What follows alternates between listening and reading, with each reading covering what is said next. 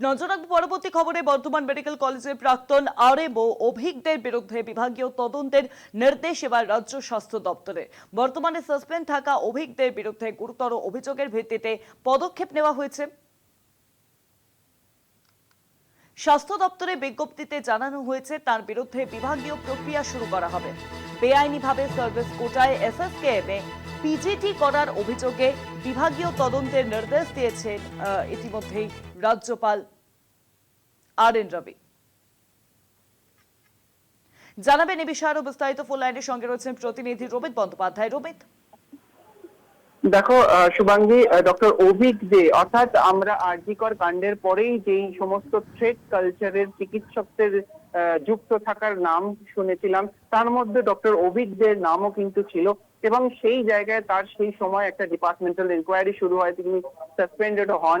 কিন্তু সেই পরবর্তীকালে এনকোয়ারি নিয়ে কিন্তু সন্তুষ্ট ছিলেন না চিকিৎসক মহল এবং সেই জায়গা থেকে আমরা দেখেছিলাম এই ডক্টর অভিক দে একেবারে তার যে কোনো শাস্তি হলো বা হলো না কিছু, সে কি আদেও থ্রেড কালচারের সাথে কতটা যুক্ত সেই সমস্ত নিয়ে একটা ধোঁয়াশা ছিল।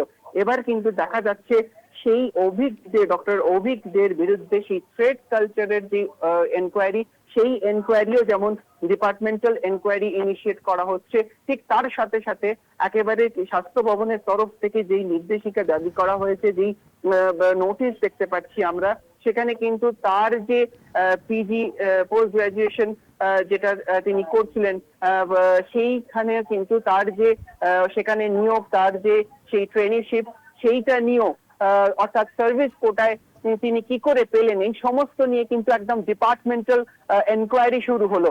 এবং আমরা দেখতে পাচ্ছি যে নতুন সরকার আসার পরেই কিন্তু সেই সমস্ত চিকিৎসক যাদের নাম একেবারে থ্রেড কালচারে, তার মধ্যেই কিন্তু ডক্টর এই অভিক দের নামও জড়িয়েছিল এবং তার বিরুদ্ধে সেই এনকোয়ারি, এবং সেই এনকোয়ারি দেখতে পাচ্ছি প্রায় দুটো এনকোয়ারি কিন্তু তার বিরুদ্ধে শুরু হলো। শুভাঙ্গী, অনেক ধন্যবাদ তোমায় রোমিত। ফোন লাইনের সঙ্গে ছিলেন প্রতিনিধি রোমিত বন্দ্যোপাধ্যায়।